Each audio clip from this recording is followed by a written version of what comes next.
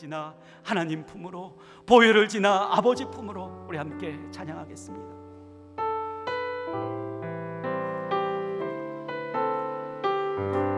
보혈을 지나, 보혈을 지나 하나님 품으로, 보혈을 지나 아버지 품으로, 보혈을 지나 하나님 품으로 한 걸음씩 나가네. 우리 가슴에 손을 얹고 찬양합니다. 보혈을 지나, 보혈을 지나 하나님 품으로, 보혈을 지나 아버지 품으로, 보혈을 지나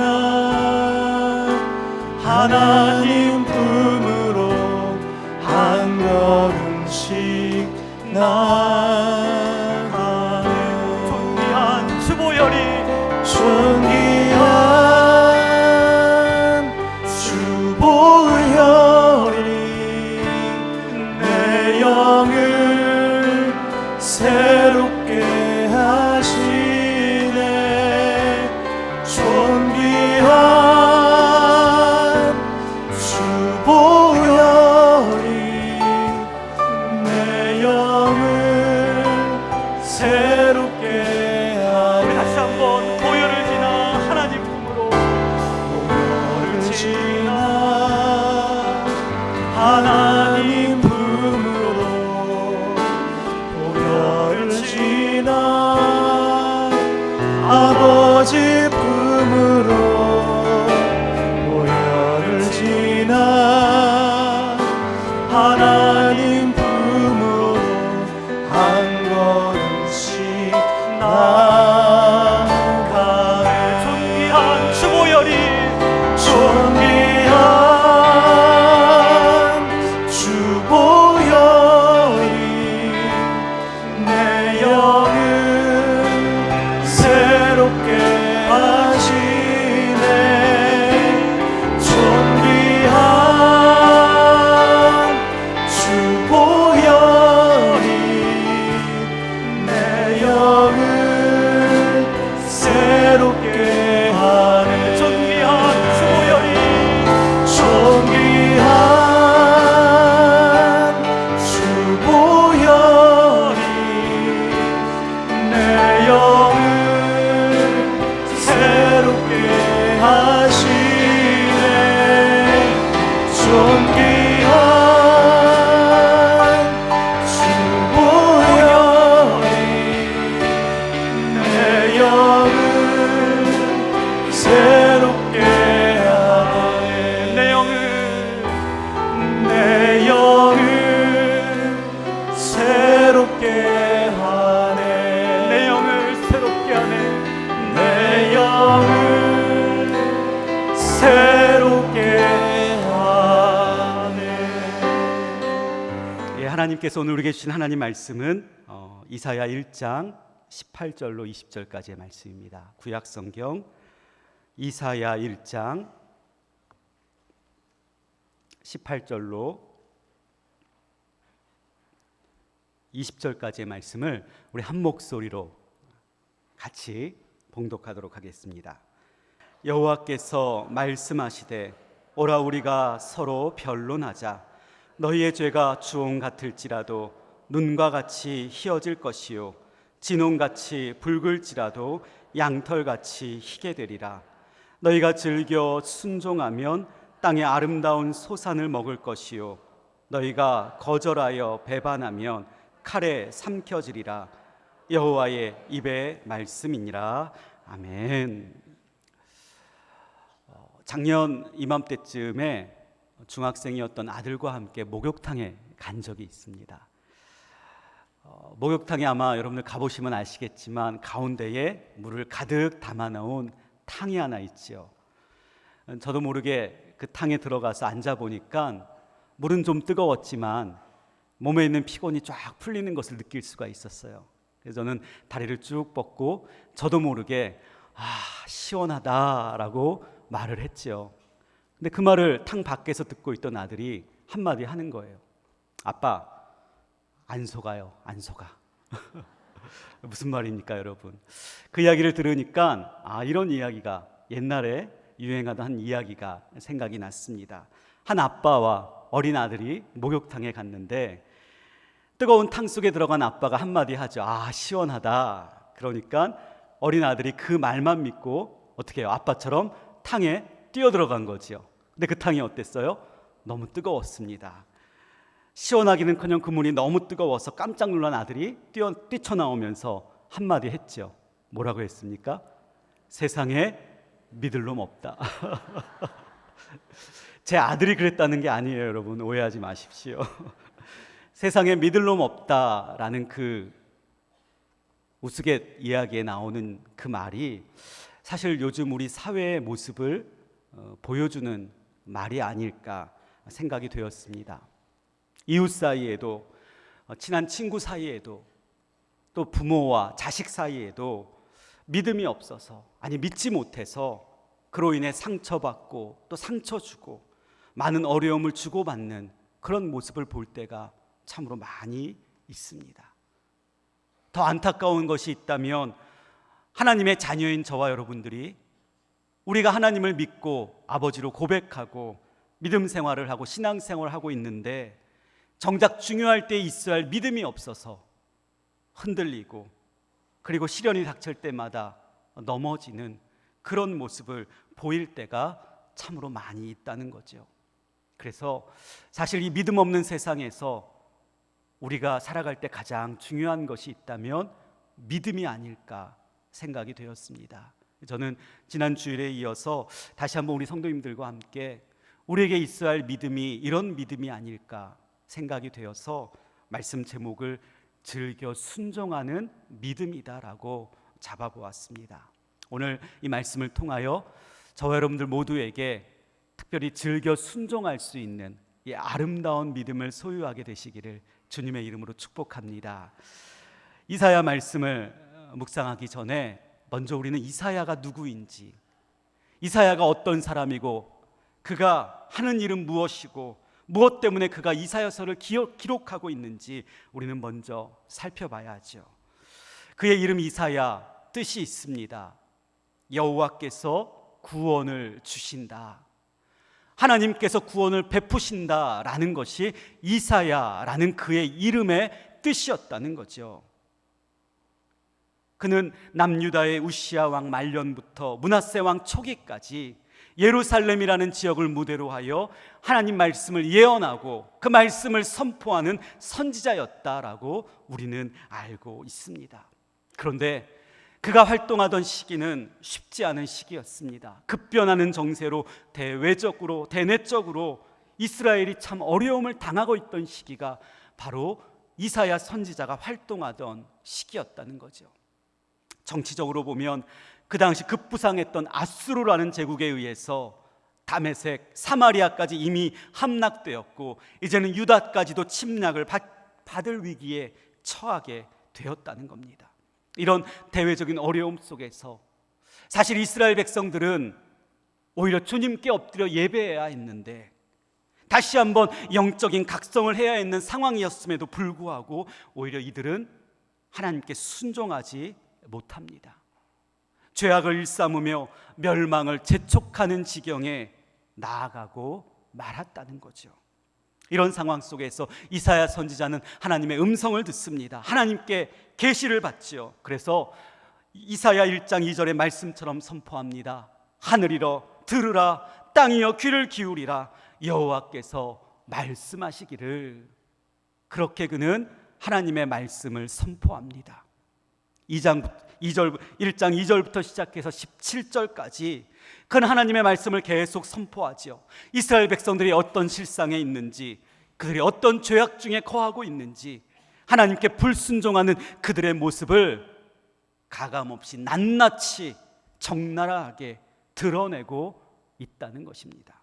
그리고 이제 오늘 말씀 이사야 1장 19절에 이르러서는 그런 이스라엘 백성들을 향하여 하나님께서 진정으로 원하고 계신 것이 있는데 그것이 무엇인지를 선포하고 있다는 거죠. 우리 함께 읽어볼까요? 이사야서 1장 19절 말씀 같이 한번 읽어보겠습니다.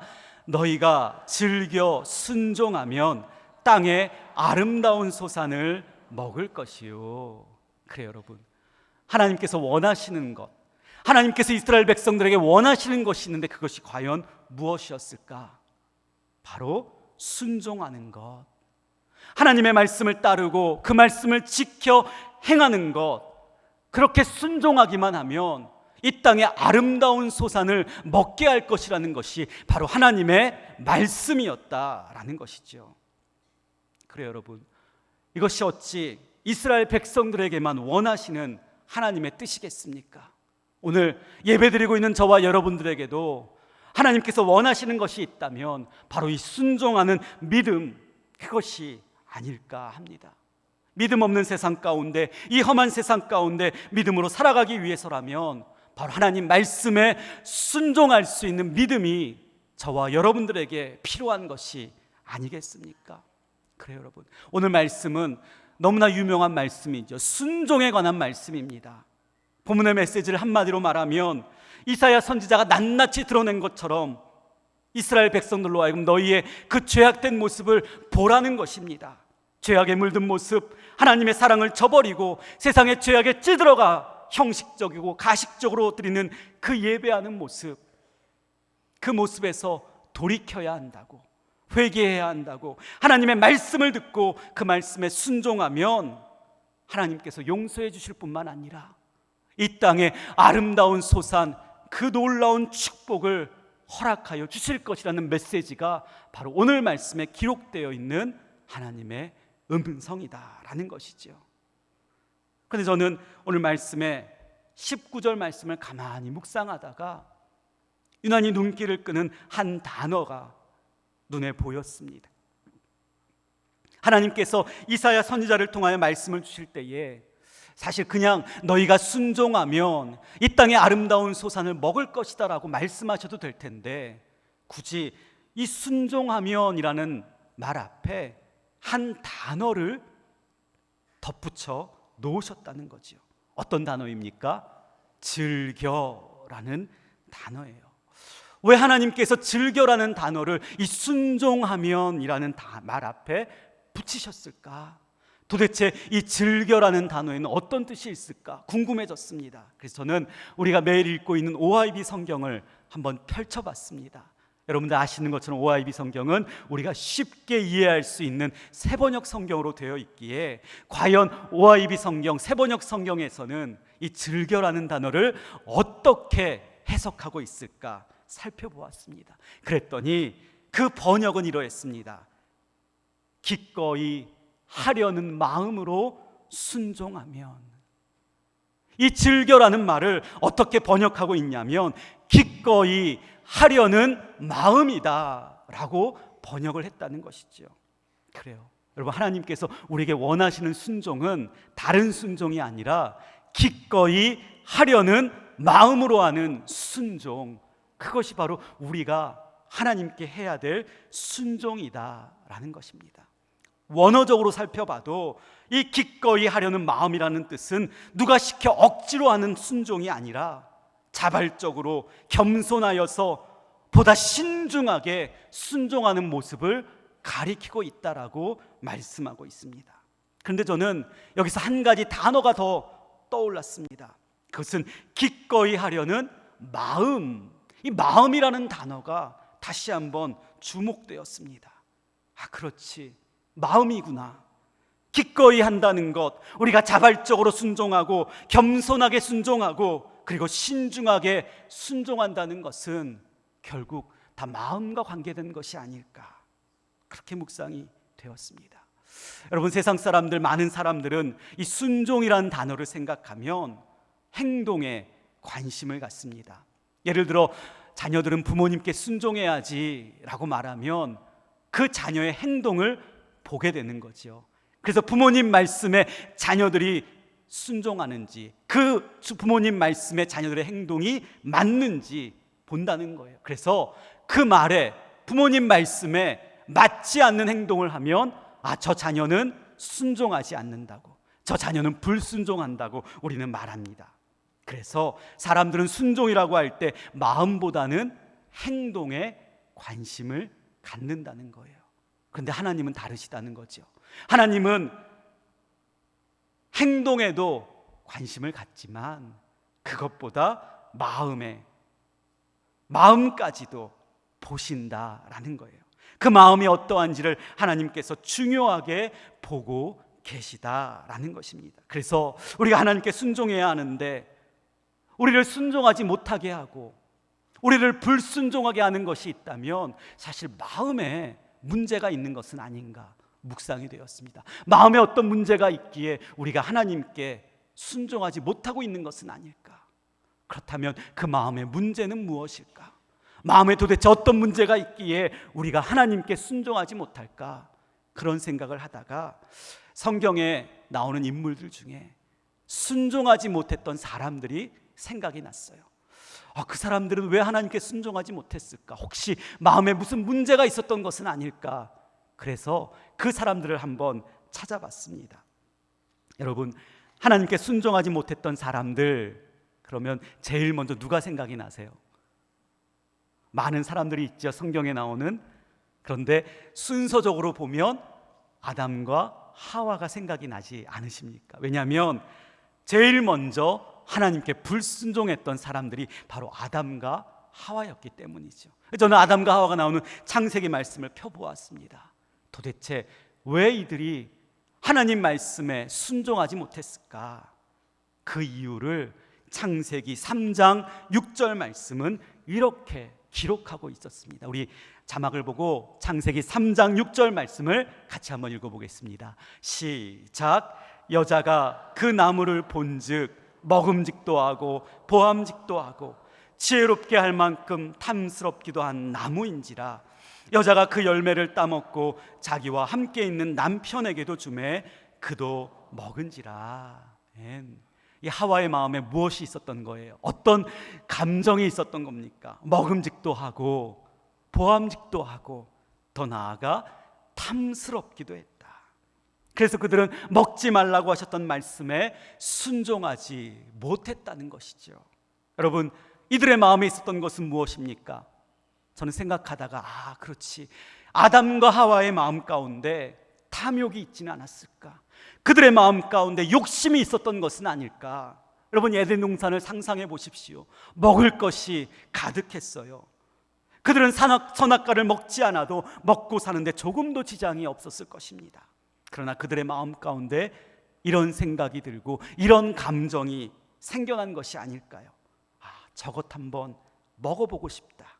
내가 먹어보지 못한 것인데, 내가 가져보지 못한 것인데 저것을 내 것으로 한번 만들어 보고 싶다라는 그 욕망에 사탄의 유혹까지 더해지자 하나님의 말씀은 안중에도 없게 된 것이죠. 결국 탐욕과 욕심이 그들을 하나님께 불순종하는 자리로 나아가게 했다라는 것이었습니다. 마음에 문제가 있었던 것이었습니다. 그 다음으로 저는 인류 최초로 살인을 저질렀던 한 사람이 생각이 났습니다. 여러분, 그가 누구입니까? 그래요, 동생 아벨을 죽였던 가인이었지요. 동생인 아벨의 제사는 받으시고 자신의 제사를 하나님께서 받지 않으시자 이 가인이 변하게 돼요. 어떻게 변합니까? 창세기 4장 5절 말씀을 보면 그가 어떻게 되었는지 기록하고 있습니다. 우리 함께 자막을 보고 창세기 4장 5절 말씀 같이 한번 읽어보겠습니다. 가인과 그의 재물은 받지 아니하신지라. 가인이 몹시 분하여 안색이 변하니. 변했다는 거예요. 하나님은 아셨습니다. 가인이 변하고 있구나. 그래서 그 말씀 뒤에 보면 하나님은 지체하지 않으시고 바로 가인에게 말씀하십니다. 그 7절 마지막 보면은 죄가 너를 원하지만 너는 죄를 다스려야 한다고 하나님은 분명하게 말씀하십니다. 가인은 하나님의 말씀을 들었습니다. 죄를 다스려야 한다는 하나님의 말씀을 들었던 가인은 그러나 그 말씀에 순종하지 못합니다. 결국 들에 나갔을 때에 자신의 아우였던 아벨을 죽이고 말았죠. 하나님 말씀에 순종하지 못했던 이 가인의 마음에 무엇이 있었습니까? 오늘 성경에는 분노가 있었다라고 이야기를 합니다. 왜요? 동생의 제사만 받으셨다는 겁니다. 동생을 시기하는 감정과 질투하는 감정, 그러면서 저 동생이 없어지면, 저 동생을 죽여버리면 내 분이 풀릴 것 같은 그 악한 감정에 사로잡혀 그는 하나님 말씀에 순종하지 못했다는 거죠. 죄를 다스리는 것이 아니라 오히려 그 죄에 사로잡혀서 동생을 죽이는 불순종의 모습을 가인이 보이고 있었다는 거예요. 가인, 그의 마음이 병들어 가고 있었다는 거죠. 여러분, 한 사람만 더 생각해 보기를 원합니다. 그가 바로 요나 선지자이죠. 니느웨로 가서 하나님의 심판의 메시지를 전하고 그들로 하여금 회개하고 돌이키게 하라는 하나님의 말씀을 받았던 선지자가 바로 요나 선지자였습니다. 바로 하나님의 직접적인 말씀을 통하여, 계시를 통하여 들었던 그가 하나님 말씀에 순종하지 않습니다. 니느웨가 아닌 다시스로 도망치게 되죠. 여러분, 왜 그랬을까요? 하나님 말씀을 들은 선지자였는데 왜 그가 하나님 말씀에 순종하지 못했을까요? 여러분, 역사적으로 보면 니느웨는 아수르 제국의 수도였다고 이야기를 하죠. 앞서 말씀드렸던 것처럼 아수르 제국, 강력한 힘을 가지고 주변 나라들을 점령하였던 강대국이었습니다. 점령할 뿐만 아니라 피해를 주었던 나라였죠. 그래서 아수르와 이스라엘 하면 마치 일본과 우리나라의 관계처럼 원수지간의 관계였다라고 역사학자들은 이야기를 합니다. 그래서 요나 선지자의 마음에 여러분 이런 마음이 들지 않았을까요? 너희 나라도 당해봐야 된다. 우리가 당한 것보다 몇 배나 더 당해야 돼. 니느웨를 향한 증오와 복수의 감정이 이 요나 선지자의 마음에 가득하였지 않았을까요? 그래서 그는 하나님 말씀에 순종하지 못했다라는 것입니다. 그래요, 여러분, 선지자라고 별 수 있습니까? 그도 사람인데요, 그도 연약한데요. 그래서 오늘 우리는 말씀의 제목처럼 주님께 즐겨 순종할 수 있는 믿음을 갖기 위해서는 우리의 마음이 병들어가고 있지는 않은가, 우리 마음 가운데 악한 감정들이 또아리를 틀고 자리 잡고 있지는 않은가, 우리의 마음을 들여다볼 수 있어야 합니다. 내 마음속에 혹시라도 주님께 즐겨 순종하는 데 있어 방해가 될 만한 감정은 있지는 않은가, 우리는 살펴보고 점검해 봐야 한다는 것입니다. 이 정도 살아도 참 감사한데 감사하지 못하고 만족하지 못하고 있지는 않습니까? 더 가지고 싶어하고 더 소유하고 싶어하는 그 아담과 하와의 탐욕과 욕심이 우리 마음 가운데 있지는 않습니까? 여러분, 그런 감정에 사로잡히게 되면 어떻게 됩니까? 내 이득을 위해서라면 우리는 무엇이든지 합니다. 정직하지 않아도 된다고 생각하지요. 때로는 불의와 손을 잡으면서도 이것이 세상을 사는 이치다라고 떳떳하게 말합니다. 탈세를 하고 불법을 저지르면서도 나만 걸리지 않으면 된다고 생각하게 된다는 거죠. 여기에서 그치는 것이 아닙니다. 내가 더 가지지 못하다 보니 더 가진 사람들을 보면 그들이 미운 것이지요. 가인처럼 그들을 시기하고 질투하고 비난하고 비방하고 험담하는 것입니다. 그래서 여러분, 예전에 지존파라는 사람들이 나왔죠. 단지 좋은 차를 타고 다닌다는 이유만으로 사람을 납치하고 죽이고 시체를 소각하고 인육을 먹기까지 했던 그들의 첫 번째 강령이 우리는 부자를 증오한다라는 것이었죠. 교회 안에서도 여러분 이런 시기가 있습니다. 열심히 봉사하는 사람들을 격려하고 칭찬해야 되는데 오히려 더 힘들게 하는 거죠. 나보다 믿음 생활 오래 하지 않은 사람이 나보다 앞장서서 일하면 괜히 트집 잡고 싶어하는 그 마음이 있죠. 그래서 그들을 시기하고 그들을 질투하는 그 감정이 내 마음에 가득 자리 잡게 된다는 것입니다. 그것만이 아니죠. 혹시라도 다른 사람들 때문에 내가 손해를 보게 되면 그거 참지 못하죠. 억울하죠. 아니, 그보다는 몇 배나 더 되갚아 주어야 된다고 생각하지는 않습니까?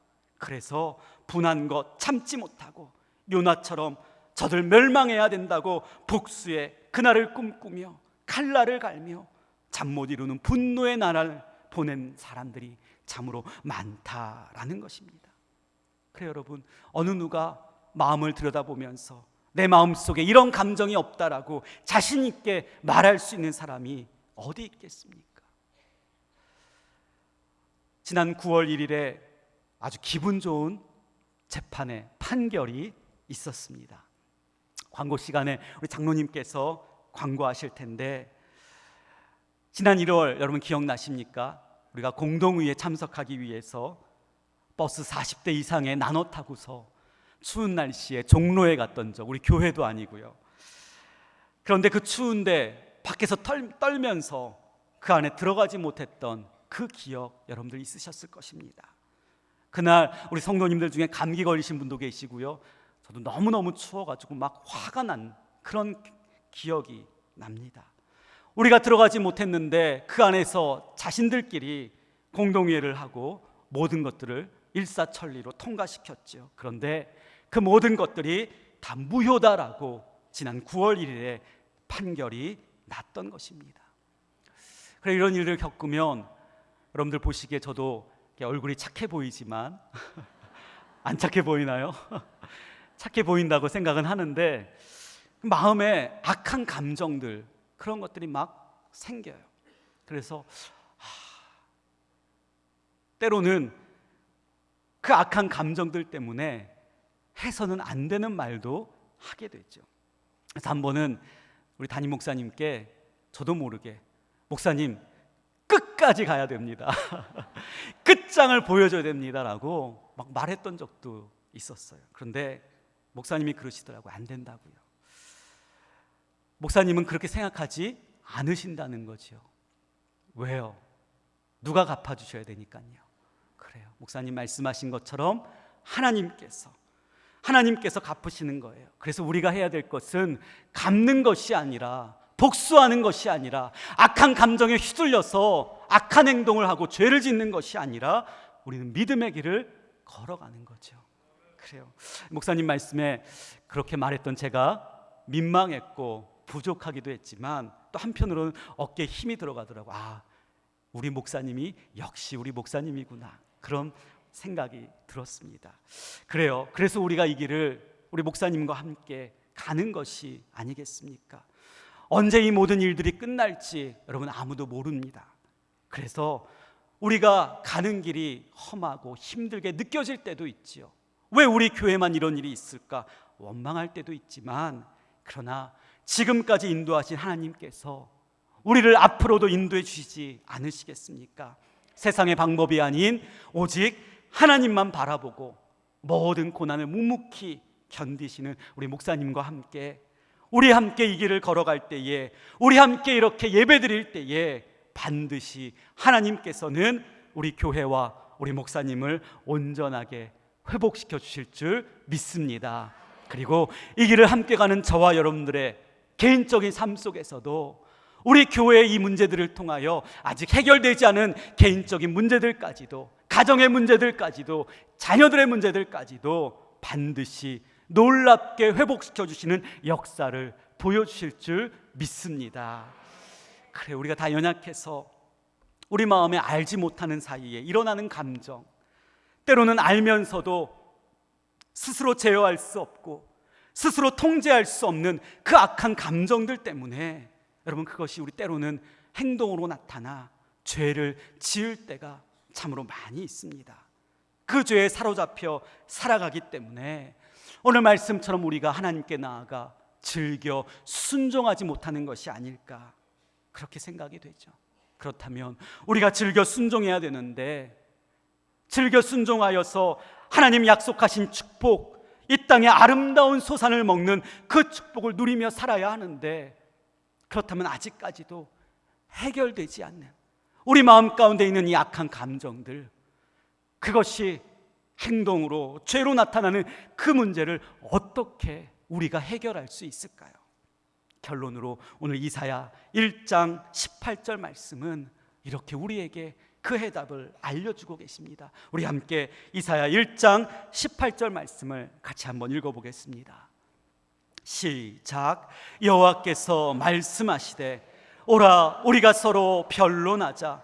너희의 죄가 주홍 같을지라도 눈과 같이 희어질 것이요 진홍같이 붉을지라도 양털같이 희게 되리라. 아멘. 그래요, 여러분, 우리 마음속에 있는 약한 감정들이 자라게 되면 결국 우리 바깥으로 튀어나와 죄의 모습으로 나타나게 될 텐데, 이 모든 문제를 해결하기 위해 우리가 할 수 있는 것이 있다면 바로 우리 죄를 용서해 주실 수 있는 주님 앞에 나아가 죄의 사함을 구하는 것, 바로 그것밖에 없다라는 것입니다.